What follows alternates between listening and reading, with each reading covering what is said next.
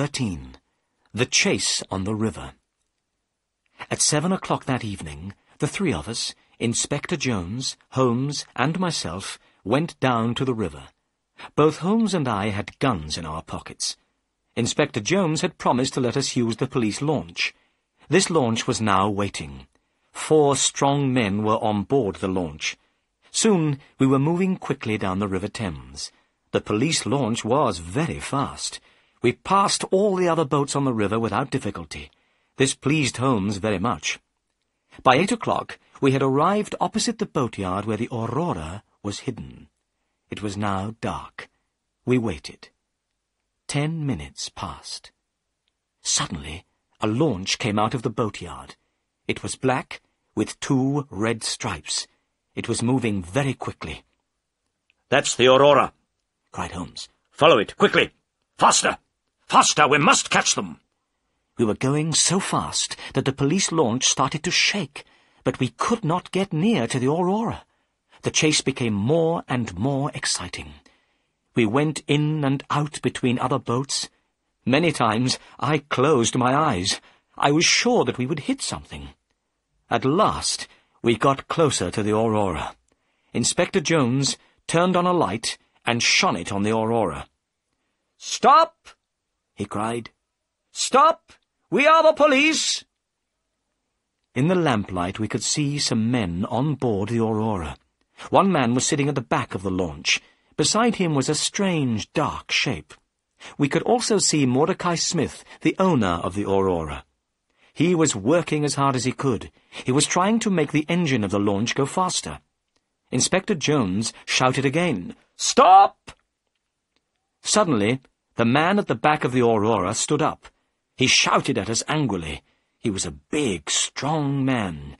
Then I noticed that his right leg was missing. There was a wooden stump in its place. This was the wooden-legged man. At the sound of the man's voice, the strange dark shape beside him moved. It was a small, dark man, the smallest man I have ever seen. But the pygmy's head was large. His face was hard and cruel. As soon as Holmes saw the pygmy, he took out his gun. I did the same. "Shoot him if he moves his hand," said Holmes. At that moment, the pygmy put a short piece of wood to his lips. We fired our guns together. The pygmy fell backwards into the water with a terrible cry. The wooden-legged man turned the Aurora towards the bank of the river. As soon as the Aurora touched the bank of the river, he jumped out. It happened so quickly that we were not able to slow down and stop the police launch. The man had landed in the soft, wet mud of the river bank, but his wooden leg had stuck in the mud. He could not move. We managed to turn the police launch round. We went towards the wooden-legged man and threw him a rope. Then we pulled him up over the side of our launch. Mordecai Smith was still on the Aurora, but he did not try to escape.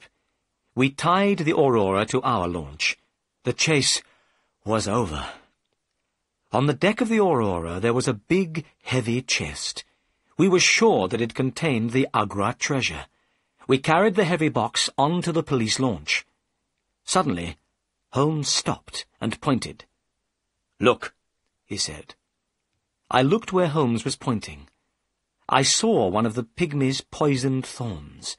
It was fixed in the wood where Holmes and I had been standing. The poisoned thorn had passed through the air between us. Holmes was smiling, but I felt cold and sick. We had escaped a horrible death. As we went back up the river, we shone our light on the water. We were looking for the body of the pygmy, but we saw nothing.